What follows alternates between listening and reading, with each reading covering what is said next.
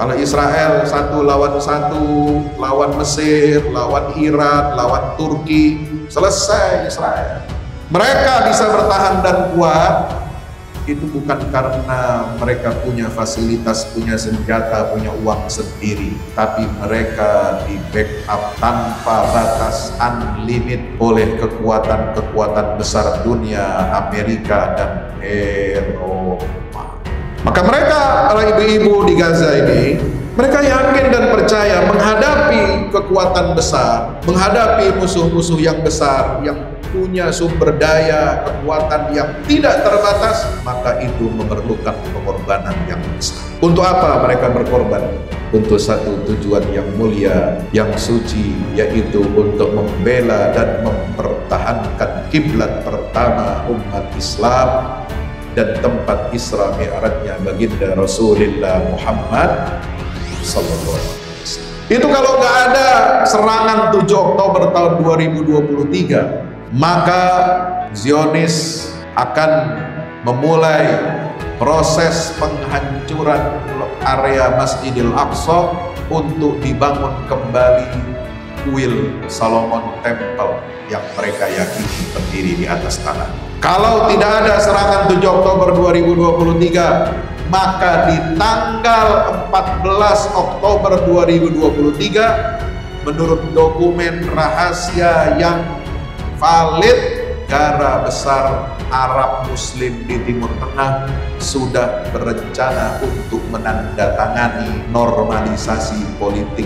dengan negara Zionis. Gelombang normalisasi itu bukan hanya terjadi di Timur Tengah, tapi bakal sampai ke Nusantara, ke Indonesia. Kenapa? Karena antek-antek dan agen-agen Zionis sudah lama bekerja di Indonesia, merayu, menggoda, dan menekan pemerintah Republik Indonesia untuk mengakui negara Zionis Israel.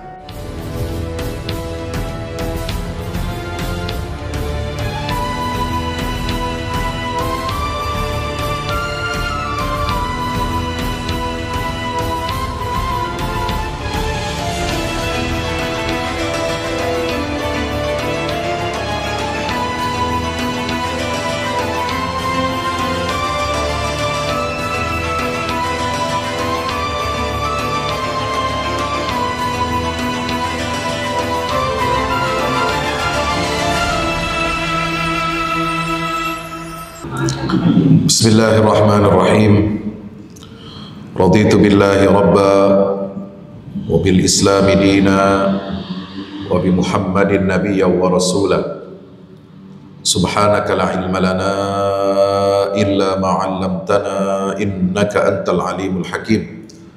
Rabbi zidna ilma warzuqna fahma. Uhayyikum bi tahiyyatil Islam. Assalamualaikum warahmatullahi wabarakatuh.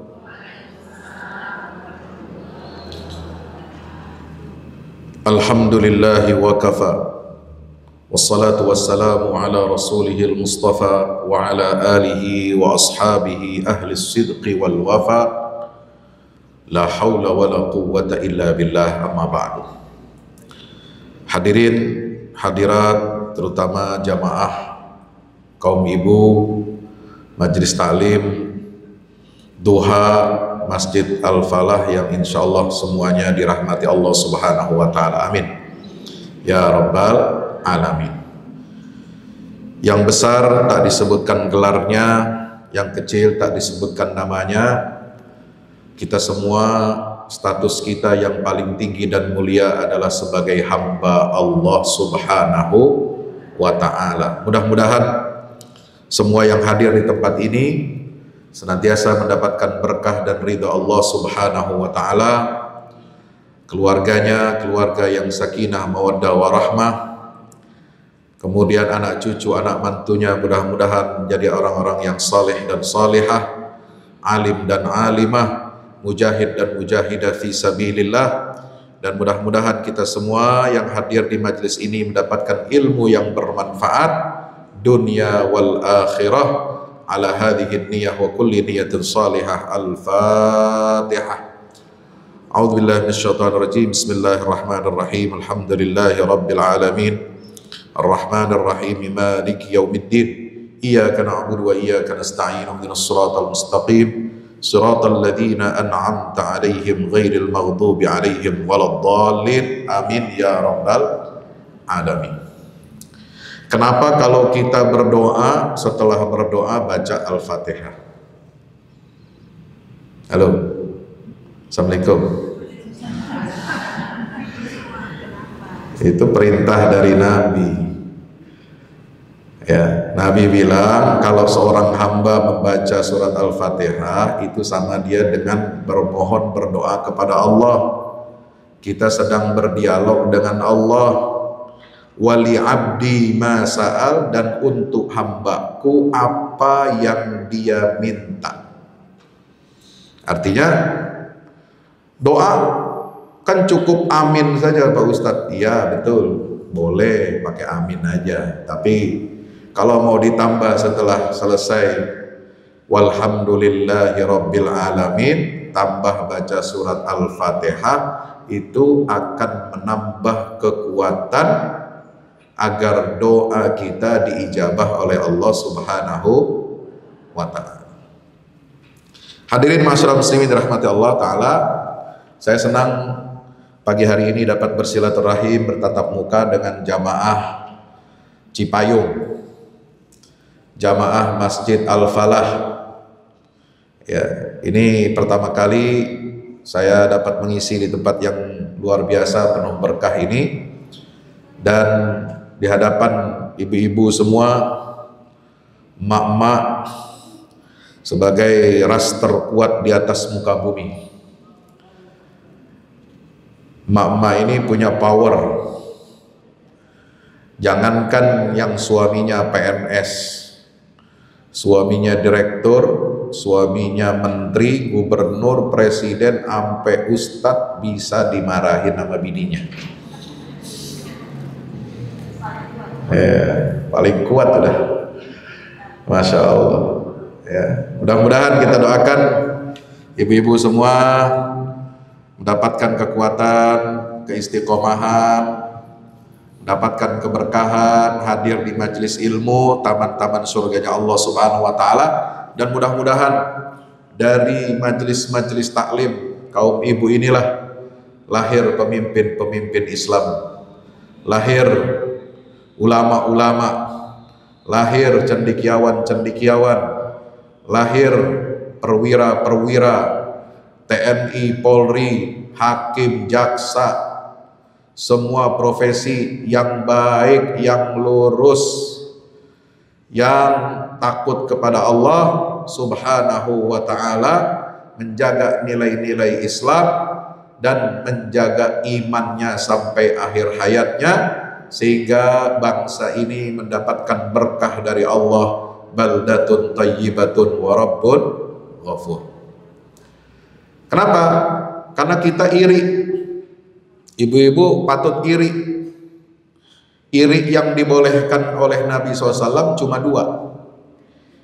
Iri kepada orang yang punya ilmu, kemudian dia bisa mengamalkannya, insya Allah. Yang kedua, iri sama orang yang punya harta banyak sedekahnya. Bukan iri sama hartanya, bukan, tapi karena dia bisa bersedekah lebih banyak daripada kita. Alhamdulillah. Maka Bapak Ibu-ibu sekalian, ini harus iri. Iri kepada siapa Pak Ustadz? Iri kepada ibu-ibu Palestina. Iri kepada ibu-ibu yang ada di jalur Gaza.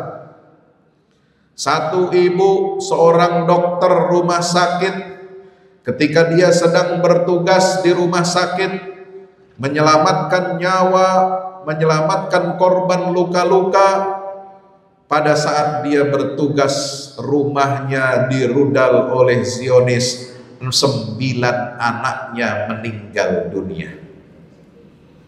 Inna lillahi wa inna ilaihi. 9, gak main-main. Emangnya 9 sekali brojol? Enggak. Bertahun-tahun 9 kali hamil. Capek udah ngebesarinnya, capek udah nyusuinnya, hamilnya 9 kali, wahnan ala wahnin, wa fisaluhu fi amain, kata Allah. Lelah di atas lelah.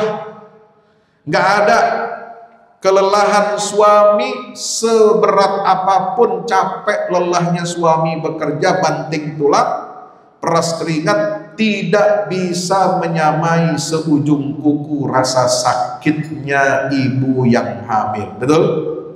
Betul? Soalnya ibu yang ngalamin, saya nggak pernah. Baring kanan sakit, baring ke kiri sakit, ya, selonjoran sakit, apalagi telungkup, ya kagak bisa. Itu bawa bobot berapa itu?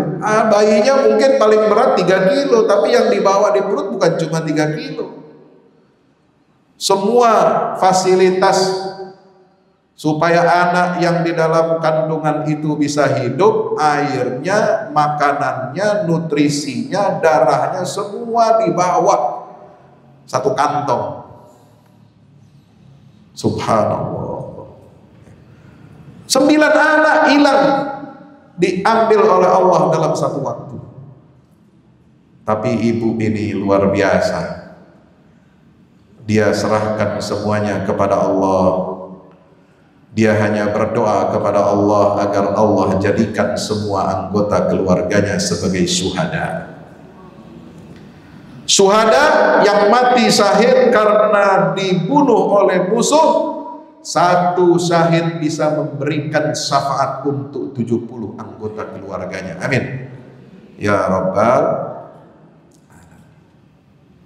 70. 1 kali 9 berapa? Masya Allah. Sekeluarga besar itu. Luar biasa. Banyak yang seperti itu, bukan 1-2. Anak-anak masih usia sekolah dasar, sekolah SMP, SMA, banyak yang meninggal dunia. Sehingga tahun ajaran 2024 tahun lalu itu tidak menerima yang namanya pendaftaran sekolah ajaran baru. Gimana perasaan orang tua? Gimana perasaan ayahnya, perasaan ibunya? Ya. Dan korban paling banyak dari perang genosida yang terjadi di Gaza itu adalah kaum perempuan dan anak-anak. Tapi itu tidak menyurutkan semangat perjuangan mereka. Tidak pernah ada ibu-ibu di jalur Gaza yang menuntut kepada para pejuang, wahai para pejuang Palestina, wahai para pembela Masjidil Aqsa, hentikan perang kalian, jangan kamu serang Zionis Israel, hentikan karena kami sudah tidak sanggup lagi untuk menahan dan menanggung beban dari peperangan ini. Enggak ada.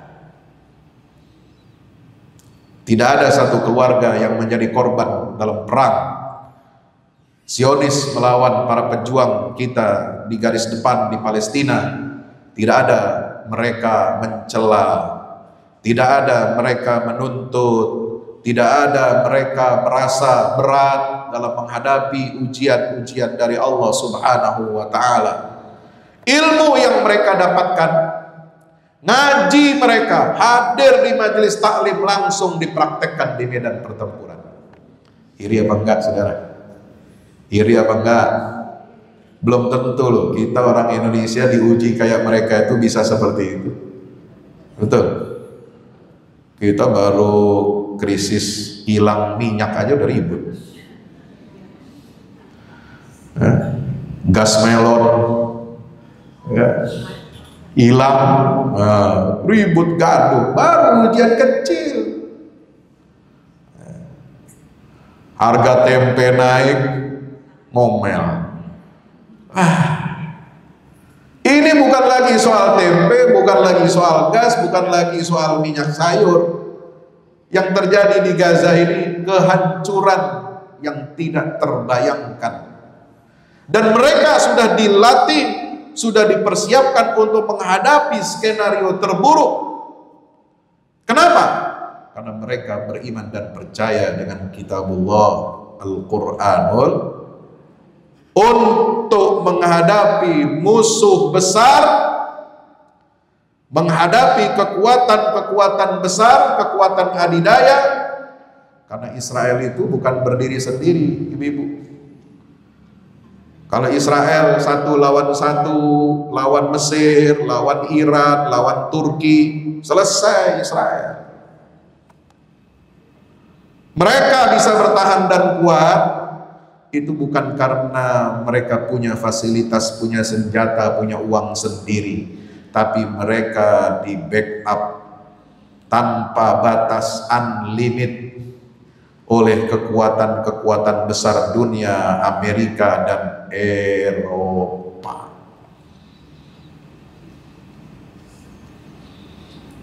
Maka mereka, para ibu-ibu di Gaza ini, ya, mereka yakin dan percaya menghadapi kekuatan besar, menghadapi musuh-musuh yang besar, yang punya sumber daya, kekuatan yang tidak terbatas, maka itu memerlukan pengorbanan yang besar. Untuk apa mereka berkorban?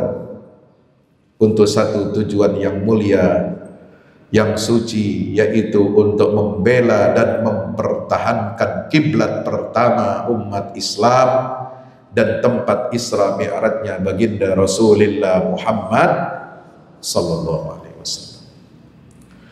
Itu kalau nggak ada serangan 7 Oktober tahun 2023, maka Zionis akan memulai proses penghancuran area Masjidil Aqsa untuk dibangun kembali kuil Solomon Temple yang mereka yakini berdiri di atas tanah itu. Kalau tidak ada serangan 7 Oktober 2023, maka di tanggal 14 Oktober 2023, menurut dokumen rahasia yang valid, negara besar Arab Muslim di Timur Tengah sudah berencana untuk menandatangani normalisasi politik dengan negara Zionis. Gelombang normalisasi itu bukan hanya terjadi di Timur Tengah, tapi bakal sampai ke Nusantara, ke Indonesia. Kenapa? Karena antek-antek dan agen-agen Zionis sudah lama bekerja di Indonesia, merayu, menggoda, dan menekan pemerintah Republik Indonesia untuk mengakui negara Zionis Israel.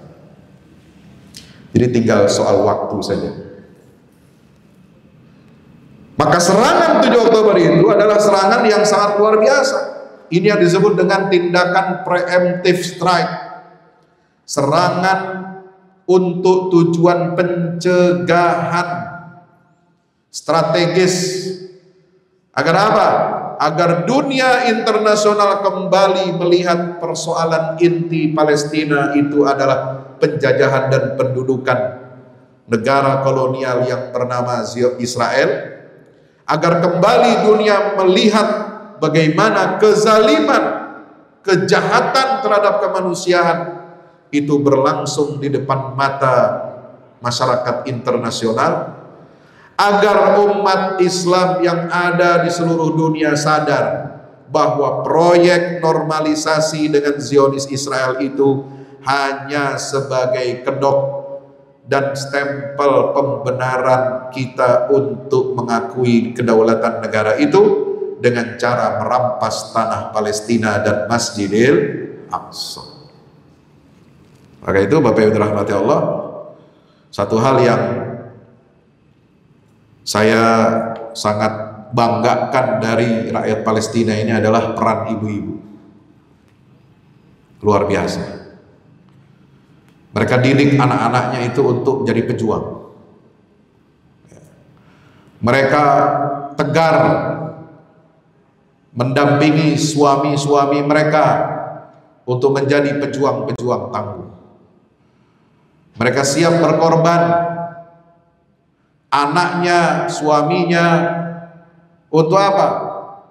Untuk dapat mengambil peran melindungi tanah suci bumi Syam, yaitu Baitul Maqdis, dan untuk menyadarkan masyarakat dunia dan masyarakat muslim sedunia bahwa persoalan kita belum selesai. Persoalan kita belum selesai dengan Yahudi.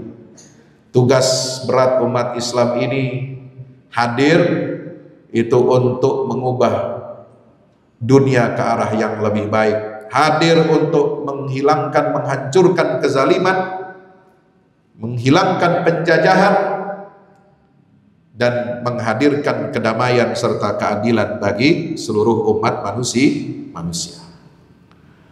Nah, hadirin dirahmati Allah Subhanahu wa taala, maka itu kemarin saya sejak bulan Ramadan ya, menerjemahkan buku yang berjudul Khulasah Qissat Palestin. Kalau judul aslinya diterjemahkan itu Sejarah Ringkas Palestina. Ya, ringkasan sejarah Palestina.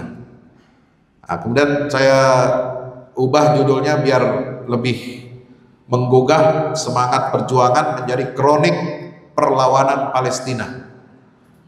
Ini buku Masya Allah luar biasa, ringkas, padat, ya, dan sangat mendalam analisisnya, data-datanya sangat kaya. Bisa dibaca untuk anak sekolah, untuk anak kampus perguruan tinggi, bisa dibaca juga oleh bapak dan ibu di rumah. Ini penting. Saya mohon maaf, maksud kemari bukan mau jualan. Ya. Kalau soal jualan, ya sangat rendah, sangat murah nilainya. Kalau kita berpikir hanya untuk jualan, enggak. Kami bersama teman-teman di Baitul Maqdis Institute ini punya misi besar.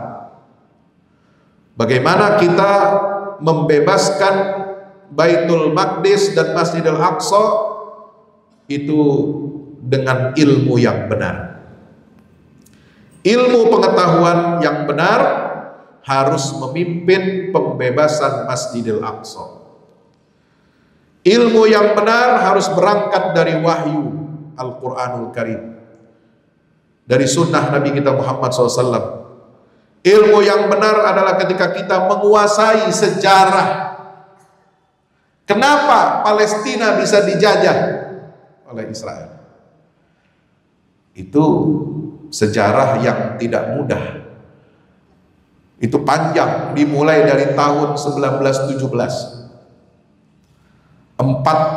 30 tahun kemudian baru berdiri Israel, 1948. Perlu waktu 30 tahun. Perlu 2 perang dunia. Perang dunia 1 tahun berapa? 1914 sampai 1918. Itu perang dunia 1, 4 tahun. Kira-kira ibu udah lahir belum? Neneknya yang lahir ya, ibunya aja belum lahir ibunya. Neneknya mungkin sudah, atau buyutnya, Allah alam. Itu 1914 sampai 1918. Itulah awal cikal bakal gerakan Zionis internasional ini berdiri, kemudian menumpang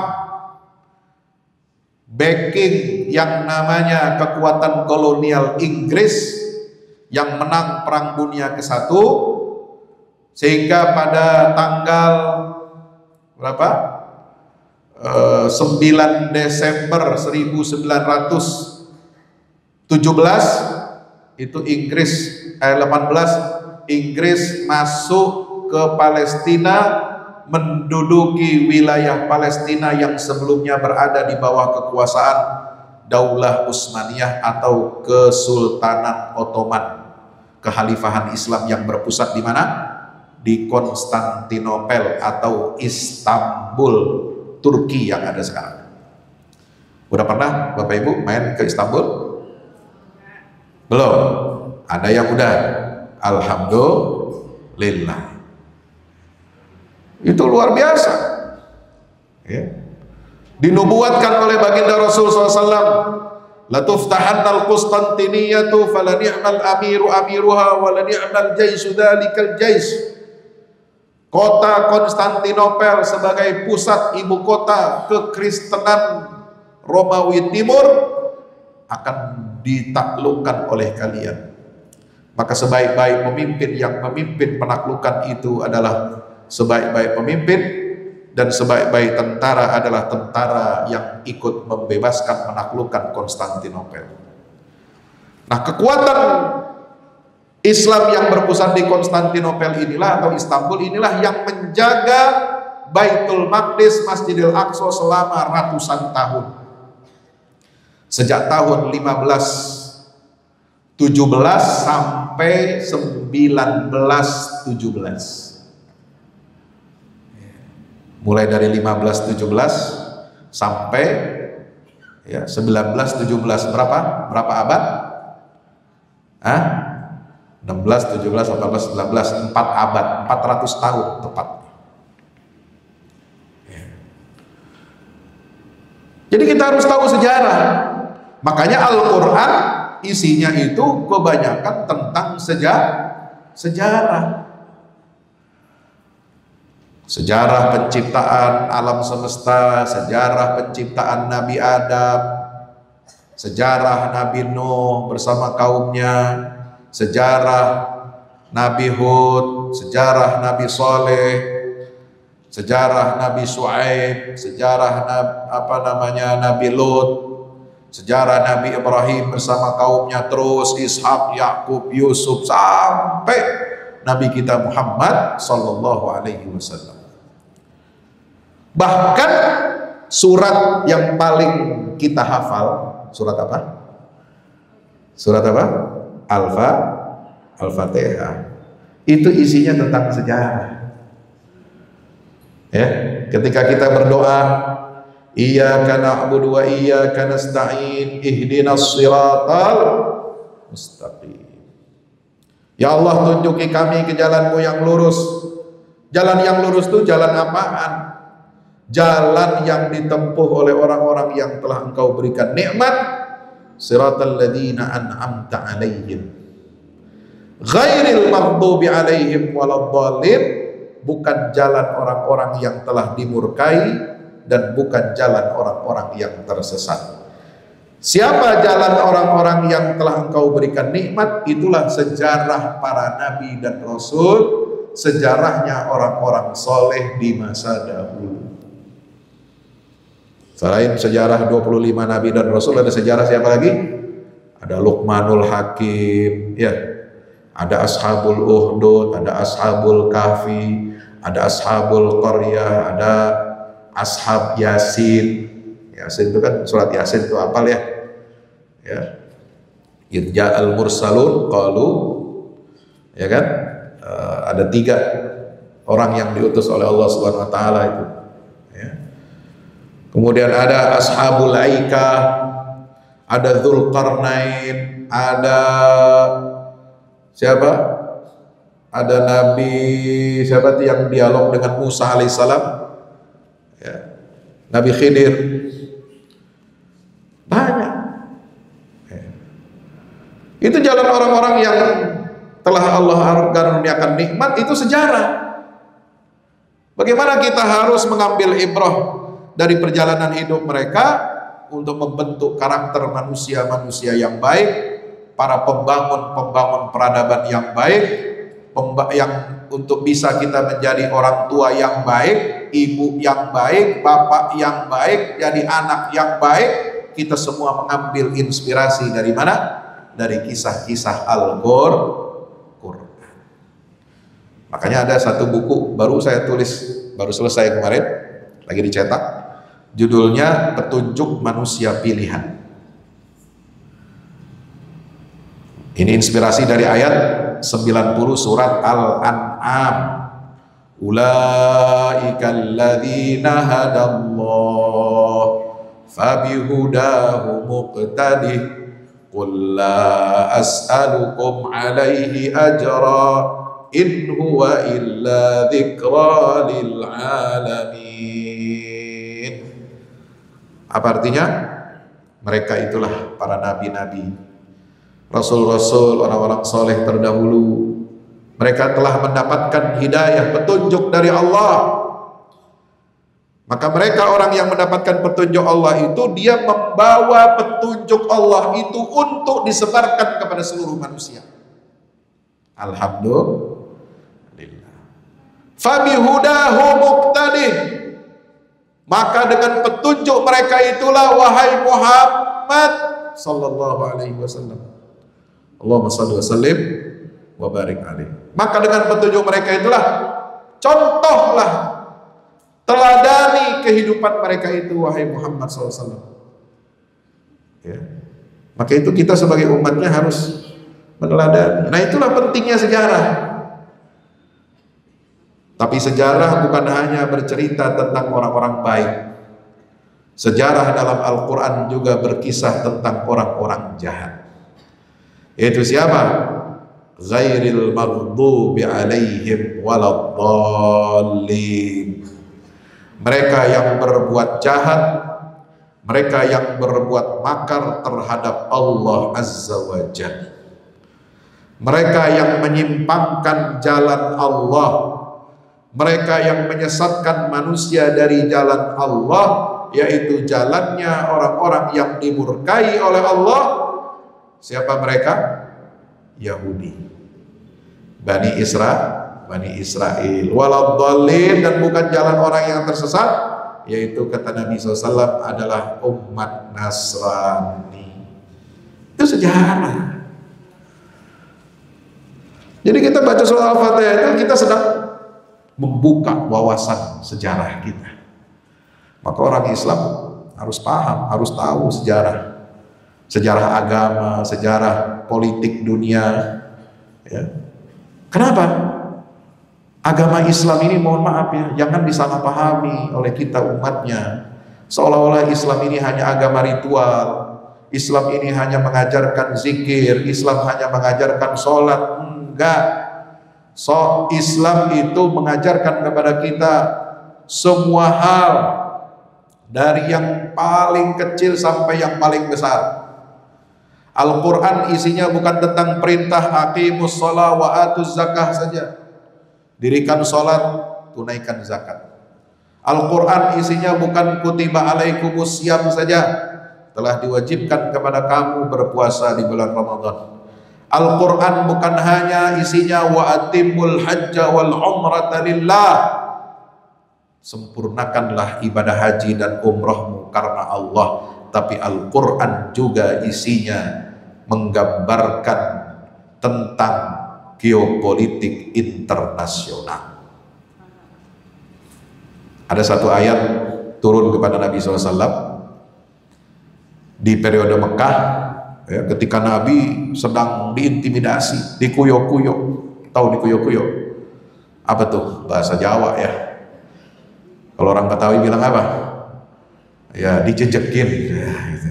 Diinjak-injak, ya, dipersekusi, kalau bahasa kerennya, ya, disiksa, lemah umat Islam.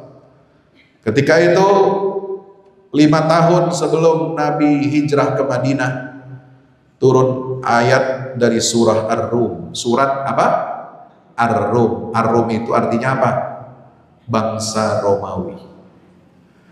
Artinya adalah imperium, kerajaan Romawi. Itu kerajaan besar, kerajaan adidaya yang kalau dalam zaman sekarang modern ini itu setara dengan kekuatan Amerika Serikat. Apa kata Allah? Turunkan ayat isinya tentang berita internasional, berita politik dan militer internasional. Berita yang diviralkan oleh Al-Quran. Kalau sebuah berita tentang masa lalu, sejarah, ya, disampaikan, diwahyukan oleh Allah kepada Nabi Muhammad SAW dan ditulis di dalam mushaf kita, kita baca dalam 30 juz, yang setiap bacaan hurufnya satu huruf bernilai pahala.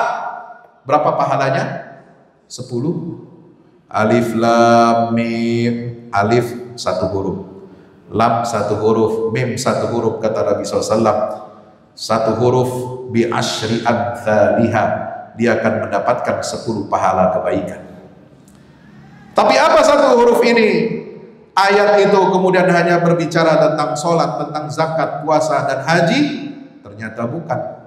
Ayat yang Allah turunkan kepada Nabi, Alif Lam Mim, ghulibatir Rum fi adnal ardi wa hum min ba'di ghalabihim sayaghlibun.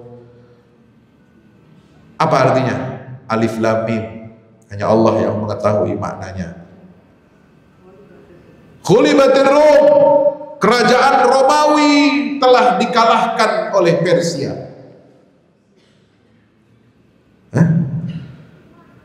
Quran bicara tentang politik internasional.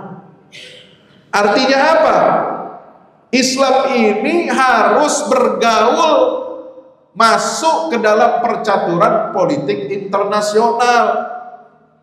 Islam ini bukan cuma agama buat kaum sufi aja. Islam bukan hanya agama untuk kaum profesional saja, tapi Islam ini hadir, ditetapkan oleh Allah Subhanahu wa taala untuk mengubah perjalanan dunia internasional.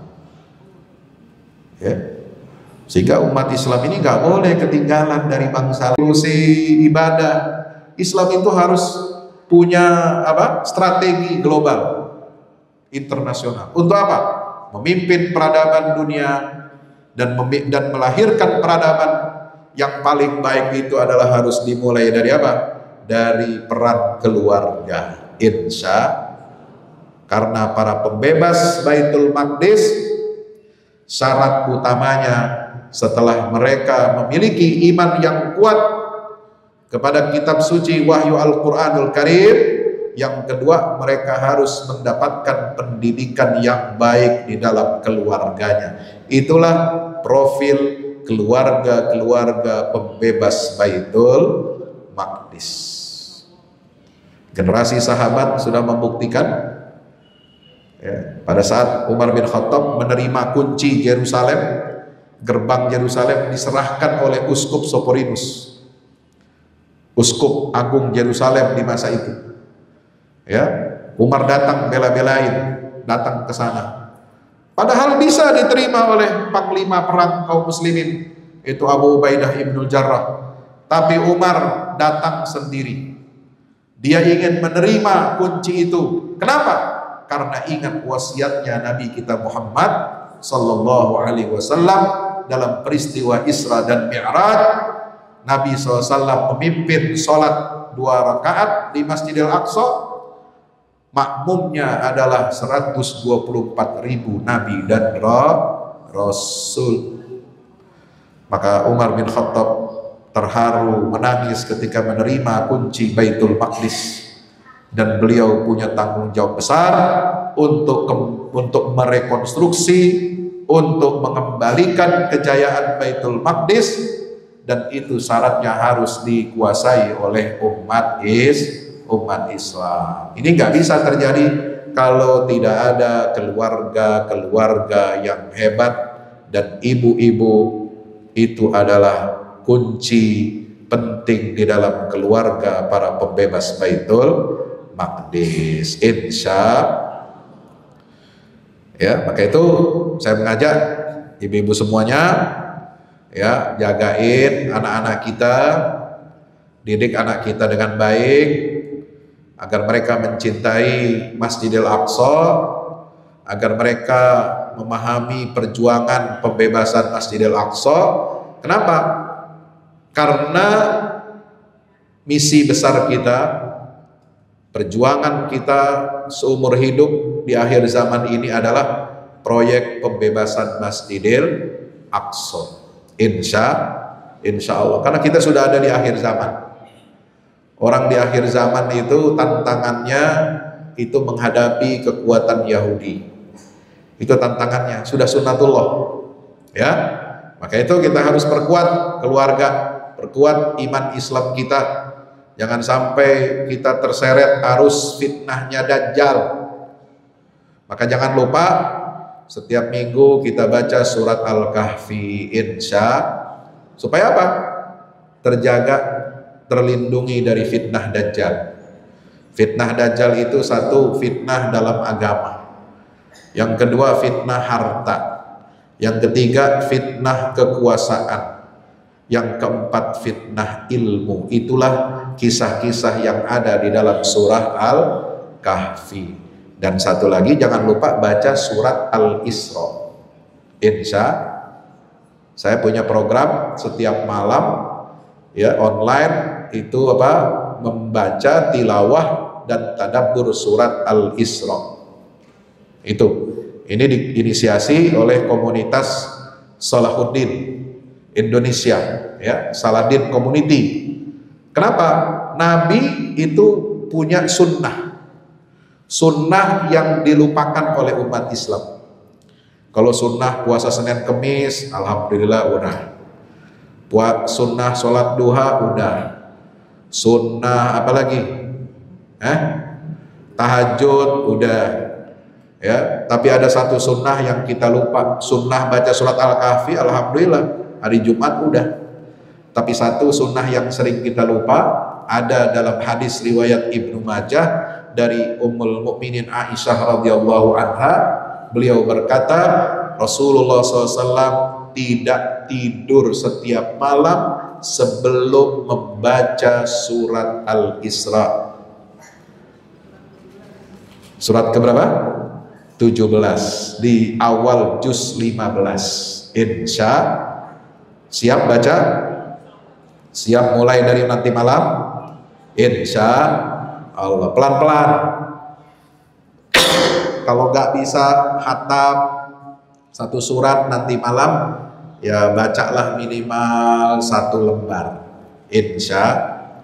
Nanti malam berikutnya lembar kedua, malam berikutnya lembar ketiga sampai habis. Nanti kalau udah biasa, nah bisa sekali duduk ya, daripada sibuk check out Shopee, tring, ting ting, diperiksain, check out, barang udah ngantri, ya, wishlist. Ini jangan sibuk sama wishlist, ya. Cuma 111 ayat tuh, ya kan? Coba kita sisihkan waktu setengah jam selesai, nggak lama setengah jam. Tapi kalau megang HP setengah jam kayaknya cepet begitu ya, Masya Allah, lama itu. Kalau baca Quran setengah jam. Nah, ya mudah-mudahan bermanfaat. Kita mulai dari hal-hal yang terkecil. Kita didik anak kita dengan surah Al-Isra, mencintai negeri Palestina, buminya para nabi dan rasul, tempat Isra dan Mi'rajnya baginda Rasulullah Muhammad SAW. Mudah-mudahan dengan itu kita mendapatkan syafaat Nabi Muhammad SAW. Dengan itu kita dapat masuk surga, bertemu dengan Nabi kita Muhammad Sallallahu Alaihi Wasallam. Amin ya Rabbal Alamin. Ya, jangan lupa ya, kita tingkatkan edukasi tentang Palestina, tentang Masjidil Aqsa. Ada bukunya di bawah kalau yang ingin membaca lebih jauh. Mudah-mudahan bermanfaat ilmu yang kita dapat hari ini. Aqulu qouli hadza astaghfirullah li wa lakum. Wassalamualaikum warahmatullahi wabarakatuh. Mohon maaf. Sampai jam 11 ada pertanyaan boleh. Ya, Ibu yang mau bertanya silakan sesuai dengan tema yang sudah diputar ini. Kalau saya sedikit menangkap ya Ustaznya tentang kekuatan ibu-ibu. Jadi Allah menciptakan perempuan itu dibuat secara mental, secara kesabaran, secara yang kita rasakan sih sebagai perempuan. Kita mengandung berat mulai dari proses pembentukan manusia oleh Allah Subhanahu wa Ta'ala itu sudah bermasalah. Dari psikologi, dari kekuatan fisik kita sudah bermasalah. Dan sesuai juga kalau surat yang ayat itu di awal ayat 4-nya, ya kan? Lakukan orang bisa nanti kabar. Nah, itu yang saya merasakan kekuatan itu menjadi kekuatan.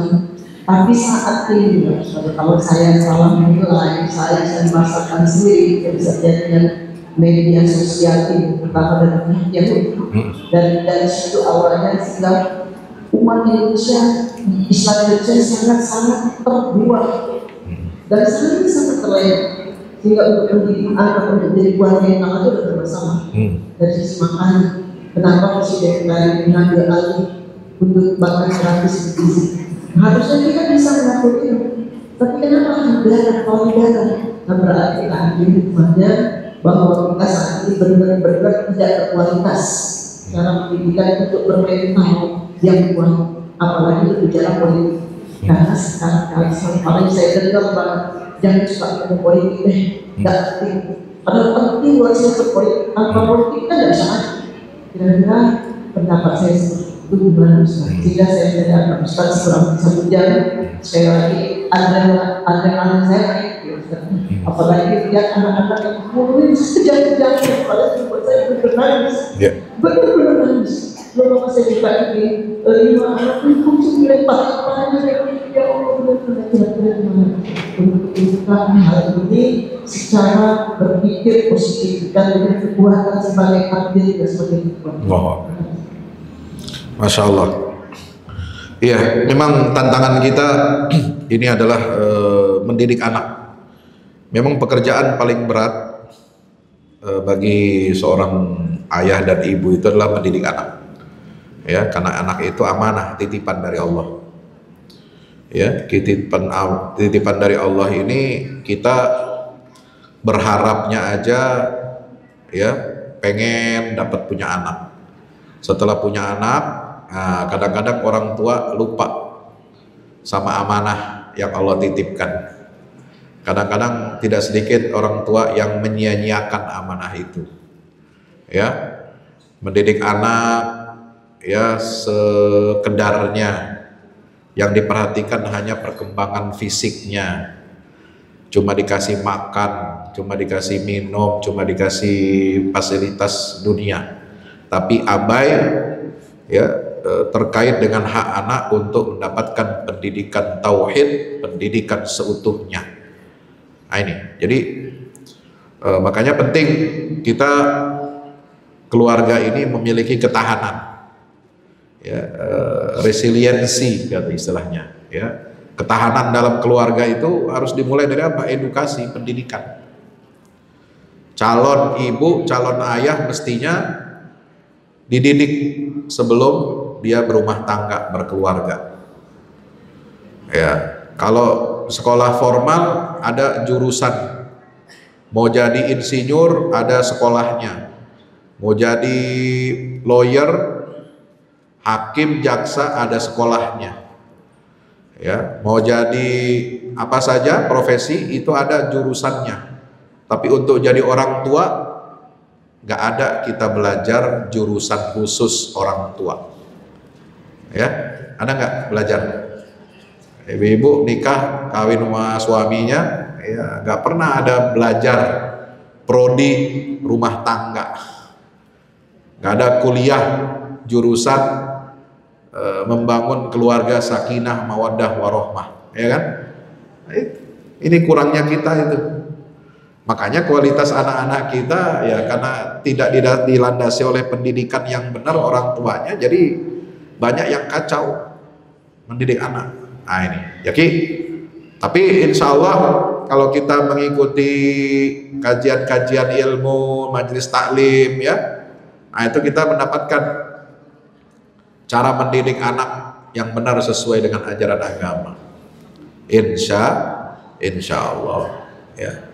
Harus banyak baca, karena mendidik anak ini tugas seumur hidup, tanggung jawab kita di hadapan Allah Subhanahu wa Ta'ala. Anak yang sehat, anak yang kuat mentalnya, kuat pendidikannya, itu adalah cikal bakal benih untuk membangun peradaban Islam yang unggul.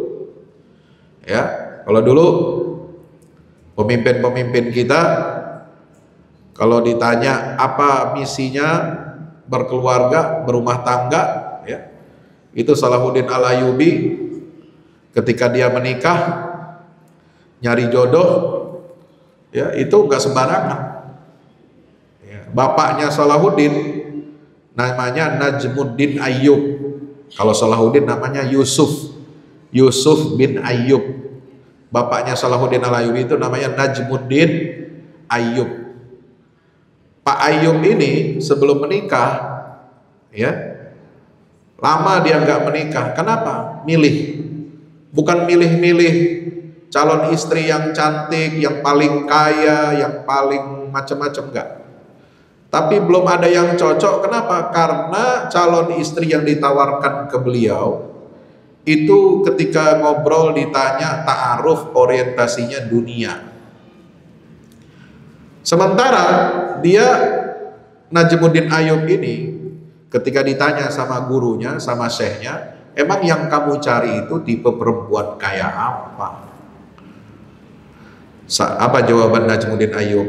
Perempuan yang saya cari untuk jadi istri saya dan jadi ibu buat anak-anak saya kelak adalah perempuan yang punya misi untuk pembebasan Masjidil Aqsa. Gak kebayang. Nah, pas ngobrol sama gurunya begitu, itu di balik tirai ada perempuan yang dengar. Murid gurunya dengar obrolan itu. Dia bilang, ini laki tipe gua banget katanya. Ya, ini laki yang saya cari, yang model begini katanya. Makanya anak muridnya perempuan itu kemudian ngomong sama gurunya, syekhnya, setelah Najmuddin ini keluar, Tuan Guru, kalau boleh saya izin, siapa nama laki-laki tadi? Saya juga sedang cari suami, kalau boleh izinkan Tuan Guru kawinkan saya. Ya. Itu yang begini juga banyak. Kita nyari pasangan, nyari calon cuma karena faktor dunia. Ya, kekayaannya, keturunannya, ya, kecantikannya, gantengnya, padahal semua itu luntur, semua itu pasti hilang. Cakep, ganteng, ya, umur 20-an, umur 50-an udah luntur, udah pada keriput, ya, udah susah dikencengin lagi kulitnya, ya.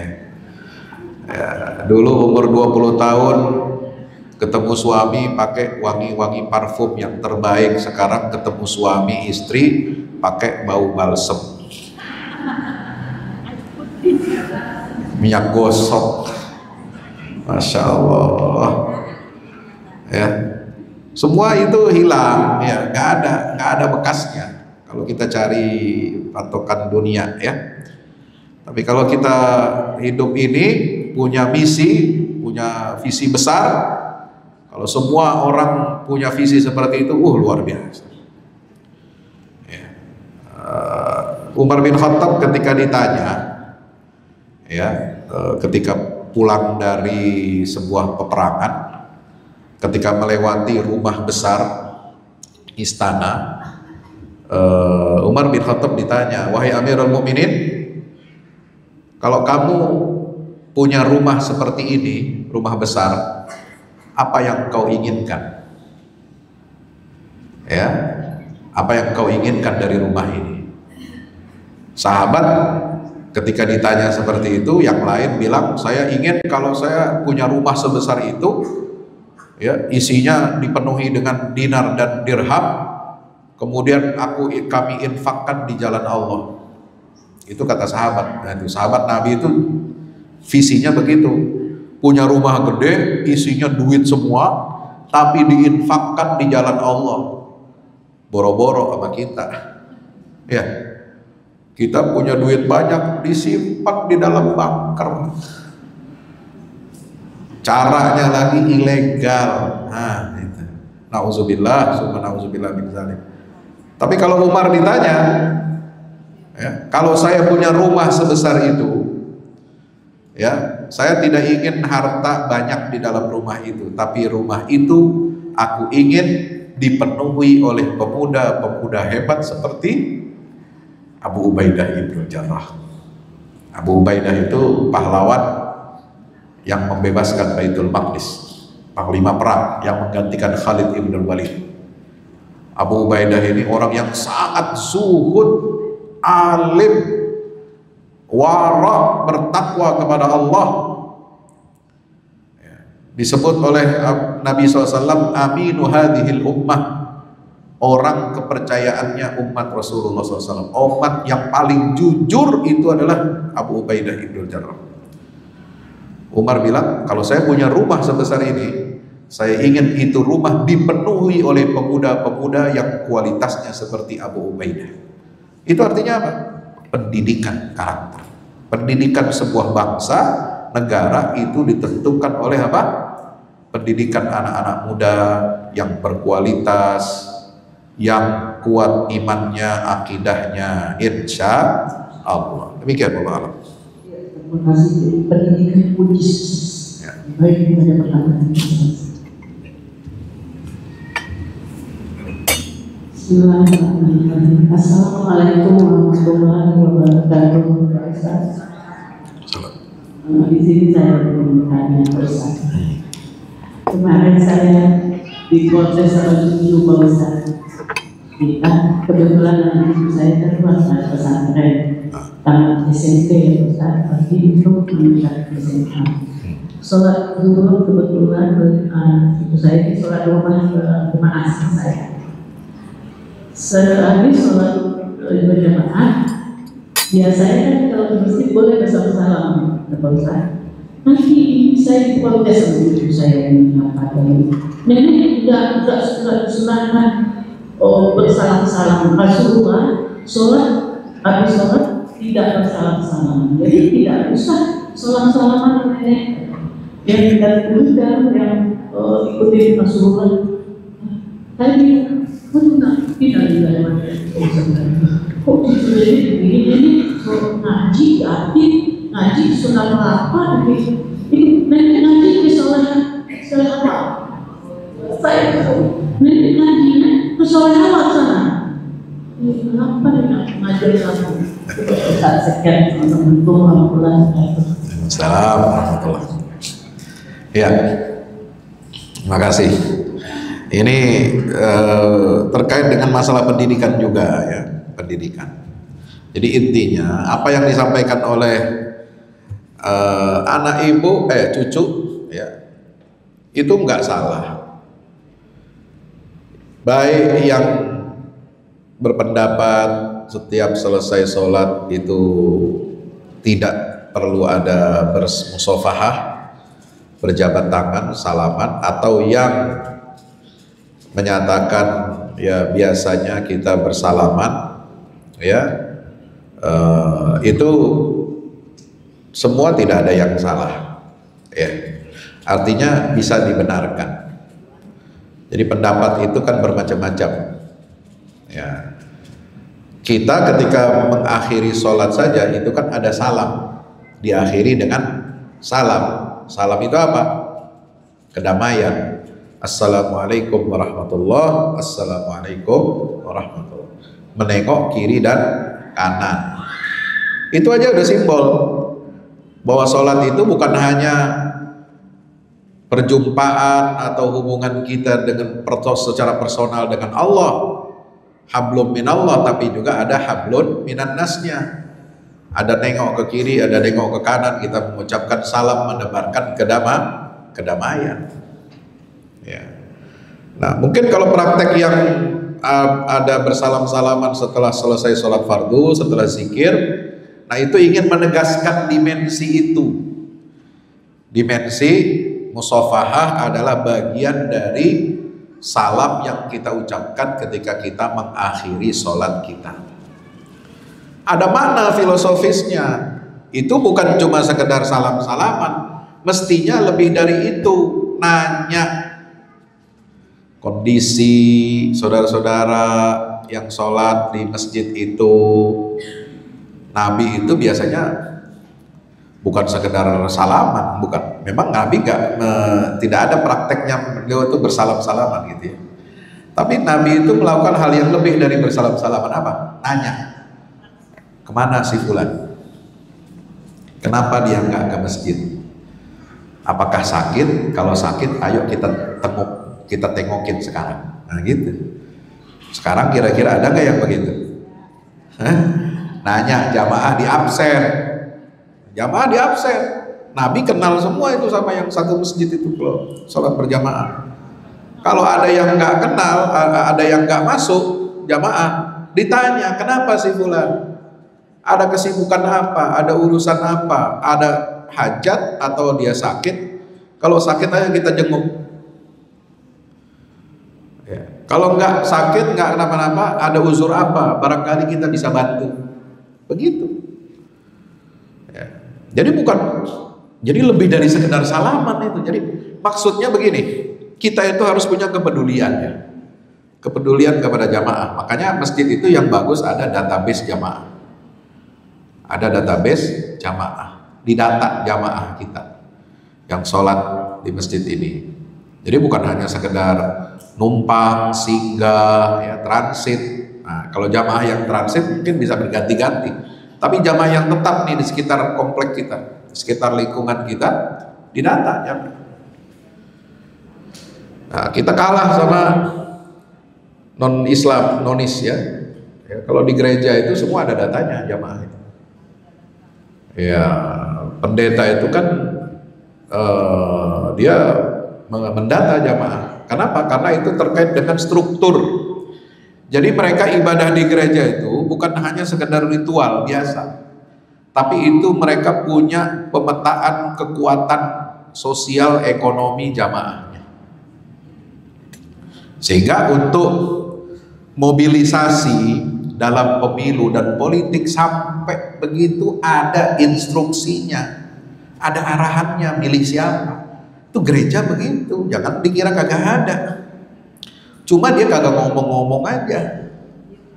Ya, cuma dia nggak speak ke media karena memang ditutup rapat, dirahasiakan. Nah, kalau umat Islam ya ngomong politik aja di masjid, ceramah tentang politik udah diomongin, ya rame itu, ya, rame itu, pasti rame, dituduhnya radikal lah, ekstremis lah, ya. Padahal umat lain begitu, tapi nggak ada yang menuduh radikal, ya. Di umat lain itu kan ada namanya persepuluhan, ya. Jadi zakat, mirip zakat lah kalau mau disebut zakat, itu persepuluhan, 10% penghasilan jamaah itu harus disetorkan ke gereja. Ya, nah uang besar itu kadang-kadang ada diinvestasikan, nah investasinya bodong. Nah itu banyak tuh yang begitu. Ya, penyalahgunaan uang. Tapi nggak jadi masalah, nggak jadi berita besar. Tapi kalau ada ustadz bisnis, ribut sealam dunia, geger. Ya, kita tetap harus muhasabah, ya. Bukan berarti itu membenarkan kita memberikan pembenaran, ya nggak apa-apa tokoh agama, ustadz berbisnis walaupun nipu jamaah, nggak boleh begitu, nggak boleh nipu jamaah, harus tetap transparan, profesional kalau bisnis. Artinya ingin saya tekankan apa? Kita ini harus lebih dari sekedar salaman. Karena kalau kita di kampung cuma ributnya apa hukum bersalaman setelah sholat, itu aja yang diributin, sunnah, ada yang bid'ah, macam-macam gitu.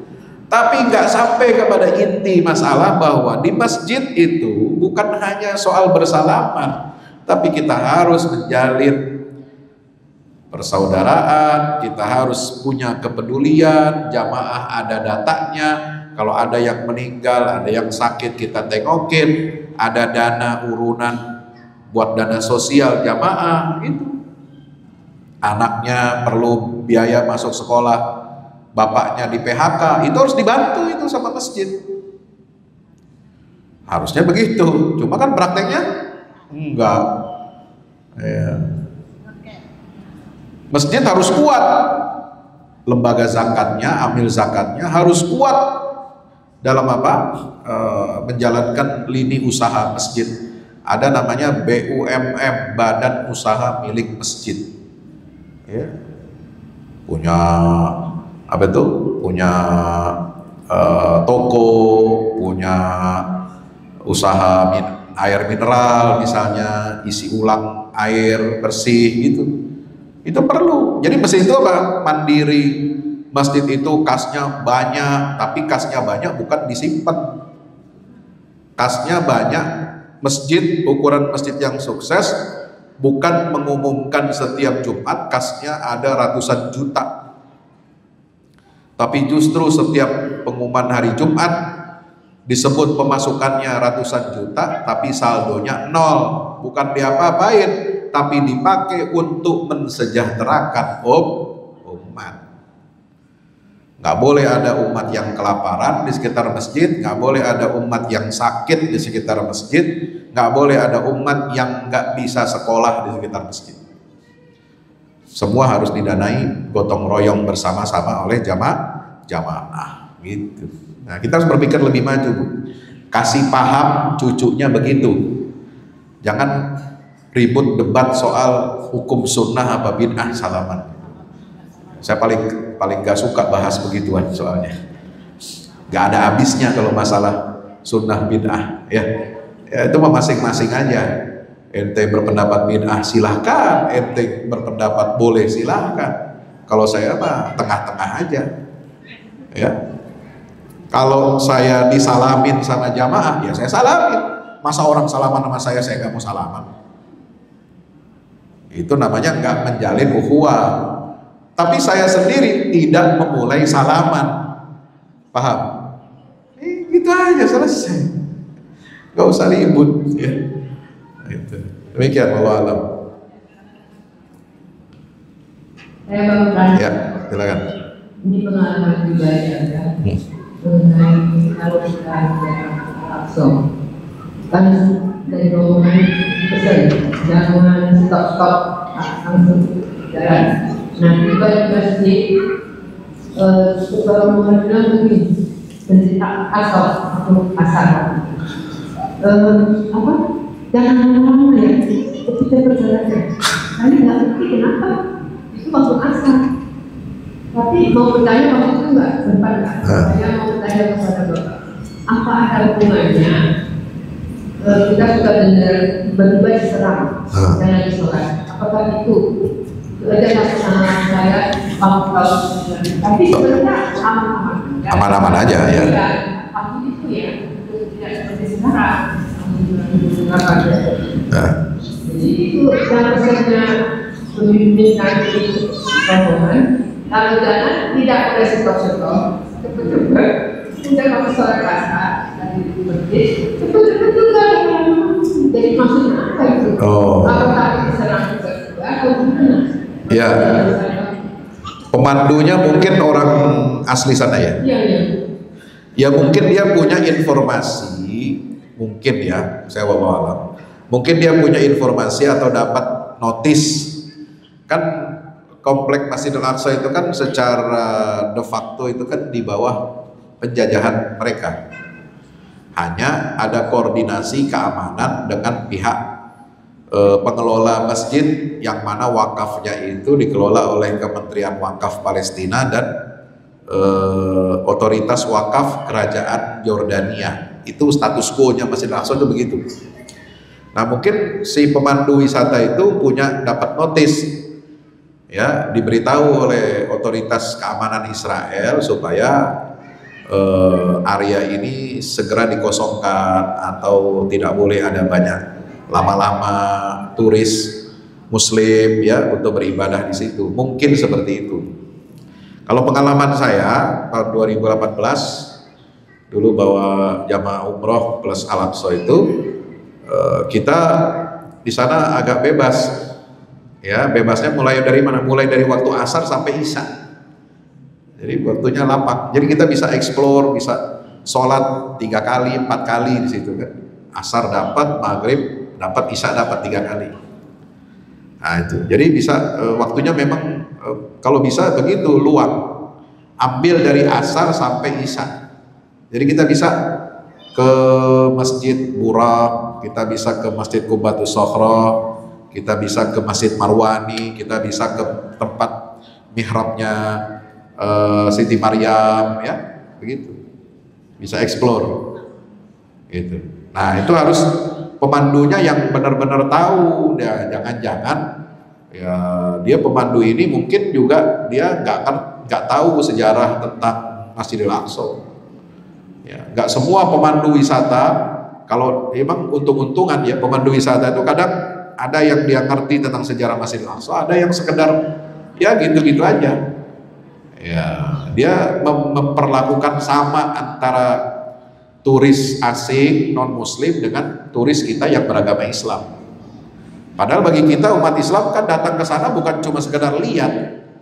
Kita pengen sholat, pengen ibadah lama-lama di situ, seperti kita pengen sholat ibadah lama di Masjidil Haram, di Masjid Nabawi, kan begitu. Ya, memperbanyak sholat sunnah di sana karena pahalanya besar. Ya, pahalanya besar. Ya, dalam hadis Maimunah, riwayat dari Maimunah maulati Rasulullah SAW, itu beliau bertanya, aftina fi baitil maqdis ya Rasulullah, qala ardul mansyari wal mahsyar, itu fasallu fihi fa inna salatan fihi ka alfi salatin fi masiwa. Ya Rasulullah, apa itu Baitul Maqdis? Berikan fatwa kepada kami. Apa jawab Nabi? Itu adalah negeri tempat penciptaan pertama manusia. Ya, kata sebagian ulama bilang tanahnya Nabi Adam diciptakan kan dari tanah. Ya, itu tanahnya diambil dari Baitul Maqdis, itu menurut penjelasan sebagian ulama. Maka disebut Ardul Mansar. Jadi awal penyebaran manusia itu dari Baitul Maqdis. Dan akhir daripada dunia, manusia semua digiring sebelum hari kiamat, ada api, ada dukhan, digiring semua, pertempuran di Baitul Maqdis itu adalah di Baitul Maqdis. Dan juga tempat mahsyar nanti di akhirat. Di akhirat nanti setelah kita bangkit dari alam kubur, nanti kita digiring ke padang mahsyar. Di mana padang mahsyarnya? Itu melewati Telaga Kausar. Telaga Kausar itu kata Nabi titik awalnya di Ka'bah, Baitullah, berakhirnya di Masjidil Aqsa. Di tengah-tengahnya nanti berdiri mimbar Rasulullah SAW, menandakan dia melewati Masjid Nabawi. Itu ya. Nah, itu perjalanan akhir zaman begitu. Jadi nanti padang mahsyarnya ke sono, ya, bukan ke Garut, ya, bukan ke Ancol, ya, ke sana padang mahsyarnya. Gitu. Maka Nabi perintahkan apa? Itu datang. Ngapain datang? Sholat. Shollu fihi. Sholatlah kamu di dalamnya. 1 rakaat sholat itu pahalanya sama dengan 1000 sholat di tempat yang lain. Maimunah tanya lagi pada Rasulullah, karena sahabat waktu itu mereka itu ditanamkan rasa cinta kepada Masjidil Aqsa itu. Ya. Kenapa? Karena mereka itu punya keinginan, walaupun tempatnya jauh, kan dari Mekah Madinah ke Masjidil Aqsa itu kan kurang lebih 1000 km lebih, ya, mungkin hampir 2000 km. Itu jauh, perjalanannya nggak gampang, ya. Perlu biaya, perlu tenaga yang besar. Maka ditanya Maimunah, wa illam wa illam yutid man lam yatahammal an yutid dzalik, Bagaimana ya Rasulullah kalau ada orang yang pengen datang ke sana sholat tapi nggak sanggup, ya tenaganya, biayanya nggak sanggup? Apa jawaban Nabi? Fal yuhdi ilaihi zaitan. Hendaknya orang itu menghadiahkan minyak buat lampu. Yusraju fihi, dinyalakan lampu di atas minyak itu untuk menerangi Masjidil Aqsa. Fa inna man ahda kaman shalla fihi. Siapa yang menghadiahkan minyak untuk penerangan masjid itu, maka dia seperti pahalanya sama dengan orang yang sholat di dalamnya. Maka kita niatkan kalau kita bantu donasi untuk rakyat Palestina, kita bantu untuk niatkan apa? Untuk mereka bisa memakmurkan Masjidil Aqsa, bisa menerangi Masjidil Aqsa, ya, bisa memadati area itu, ya, supaya berkah, supaya penjajah nggak berani, ya, menistakan, nggak berani merobohkan Masjidil Aqsa. Tapi aktivitas zaman sekarang lebih gila, ya. Zionis itu mengumpulkan, ya, penduduknya, rakyatnya untuk ziarah ke Masjidil Aqsa semakin intensif. Kalau mereka ziarah pasti ada bentrokan dengan orang-orang Muslim yang sholat di sana. Makanya sekarang ditutup area Masjidil Aqsa udah 12 hari sejak perang dengan Iran itu, ya. Makanya sekarang tugas kita, ya, untuk mendukung perjuangan pembebasan Masjidil Aqsa itu menjadi sebuah kewajiban kita semua di akhir zaman. Wallahu a'lam bishawab. Ya, masih ada itu ada waktu sedikit, jadi ada yang juga. Ya, kalau memang nggak ada, jadi sekalian ya kita baik-baik, ya kita cerna baik-baik apa yang disampaikan Ustaz. Dan saya tanya terakhir tadi mengenai waktu, itu kan berkaitan dengan waktu. Kalau kita perhatikan di negeri kita di Indonesia, kalau jalan santai, tidak diperhatikan waktu, lambat. Beberapa negara sedang nggak ada jalan lambat. Yang paling dekat aja Singapura, nggak ada jalan santai, cepat sih jalan, karena berpacu dengan waktu, karena penyeberangan waktu dengan waktu penyeberangan dan waktunya. Nah kita biasa santai, saya tetap mobil santai, mana-mana di macet. Nah ini kaitan biasa. Ini pengalaman saja yang saya sampaikan juga. Kenapa kita hari ini kemarin pada saat serangan udara dari Iran ke Israel, itu Perdana Menteri Malaysia kan yang banget ya, Anwar Ibrahim, dan saya lihat juga dan saya berulang bertemu saya, kalau Malaysia itu sangat mendominasi tentang ini, mereka sangat-sangat patuh gitu loh. Patuhnya dalam sisi agama, cara berpakaian, cara bergaul, menghormati tamu. Dan itu kesimpulan saya di sana. Jadi saya ngerti dan saya aktif juga di masjid, saya sholat masjid, jadi diajak juga mereka. Dan di situ tuh nggak ada perbedaan. Sampai di akhir sudah berjamaah selesai.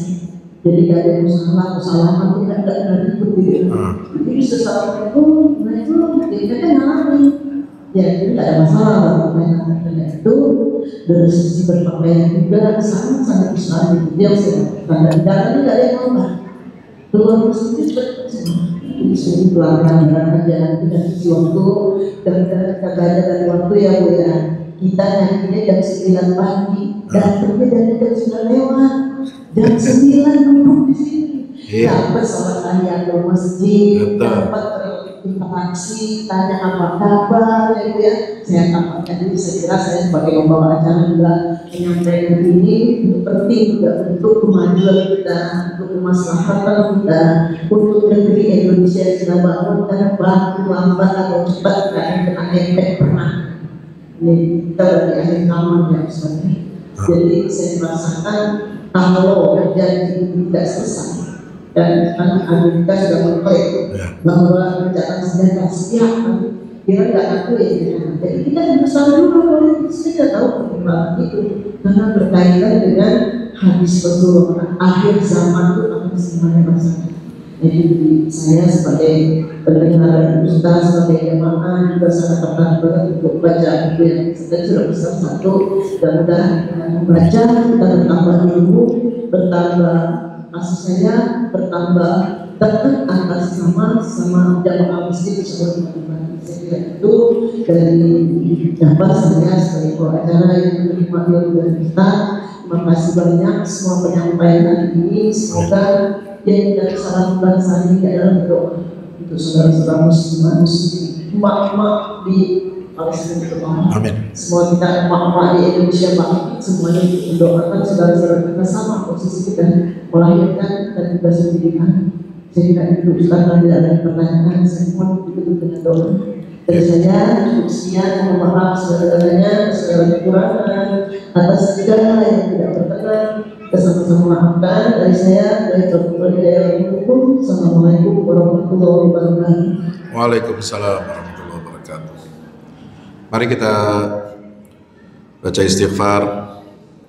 Astaghfirullahalazim, astaghfirullahalazim, astaghfirullahalazim. Alhamdulillahi rabbil alamin. Hamdan yuafi ni'amahu wa yukafi mazidah. Rabbana lakal hamdu wa lakal syukru kama yanbaghi li jalali wajhikal karim wa 'azimi sultanik. Subhanaka la nuhsi thanan 'alaika anta kama athnayta 'ala nafsik falakal hamdu hatta tarda wa lakal hamdu idza radita wa lakal hamdu ba'da ridha. Allahumma salli wa sallim wa barik ala sayyidina Muhammadin wa ala alihi wa sahbihi ajma'in. Allahumma ighfir lil muslimin wal muslimat wal mu'minin wal mu'minat al ahya'i minhum wal amwat. Innaka ya rabbana sami'un qaribun mujibud da'awat. Allahumma ansur al-islam wa 'izzal muslimin wa 'ali bi fadlika kalimatal haqqi ila yaumiddin. Allahumma ansur man nasara ad-din wa khudhul man khadhala al-muslimin. Allahumma arinal haqqa haqqan warzuqna ittiba'ah wa arinal batila batilan warzuqna ijtinabah. Allahumma ati nufusana taqwaha wa zakkiha anta khairu man zakkaha fa innaka ya rabbana anta waliyuha wa maulaha. Rabbana taqabbal minna innaka antas samiul alim wa tub alaina innaka antat tawwabur rahim. Rabbana ighfir lana dhunubana wa kaffir 'anna sayyi'atina wa tawaffana ma'al abrar. Rabbana atina fid dunya hasanah wa fil akhirati hasanah wa qina 'adzaban nar wa adkhilna al-jannata ma'al abrar. Ya Aziz ya Ghaffar ya Rabbal Alamin. Wa sallallahu ala nabiyyina Muhammad wa ala alihi wa sahbihi wasallam walhamdulillahi rabbil alamin. Terima kasih atas segala perhatiannya. Mohon maaf atas segala kekurangannya. Ya, tadi yang disampaikan terakhir pesannya tolong hadir pengajian tepat waktu ya. Karena waktu itu sangat-sangat berharga. Setiap langkah kita menuju majelis ini itu menghapus dosa dan menambah derajat kita di sisi Allah Ta'ala. Amin ya Rabbal Alamin. Wassalamualaikum warahmatullahi wabarakatuh.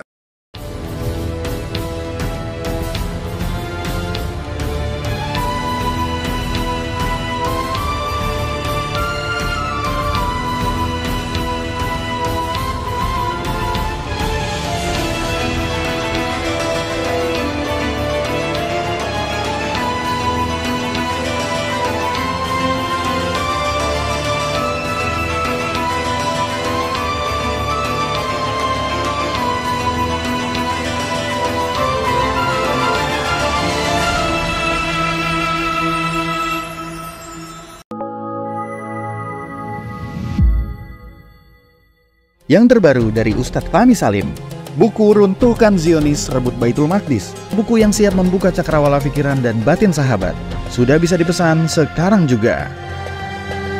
Hasil yang dicapai para mujahidin dalam pertempuran Badai Al-Aqsa 7 Oktober 2023 memiliki arti penting ataupun nilai strategis, bukan hanya dalam pembuktian bahwa kekuatan Israel bisa dikalahkan bahkan oleh pihak yang memiliki persenjataan jauh di bawahnya, melainkan juga dalam menyadarkan dunia Islam, terutama para pemimpinnya yang memilih menjadi penonton ketimbang membantu sesama saudaranya. Buku ini adalah salah satu bentuk dukungan dan ikhtiar dengan niat berjuang bersama-sama dengan mujahid Palestina. Tak sekedar memberikan informasi, membeberkan fakta atau data kepada khalayak di Indonesia. Buku ini juga hadir untuk meluruskan tudingan bahkan fitnah terhadap para pejuang di sana. Betapapun kita berada jauh dari Al-Quds, melalui buku ini kita akan dapatkan bagaimana kita bisa memperoleh pahala yang sebanding dengan para pejuang di garda terdepan di negeri perlawanan Palestina. Dapatkan buku Runtuhkan Zionis Rebut Baitul Maqdis segera.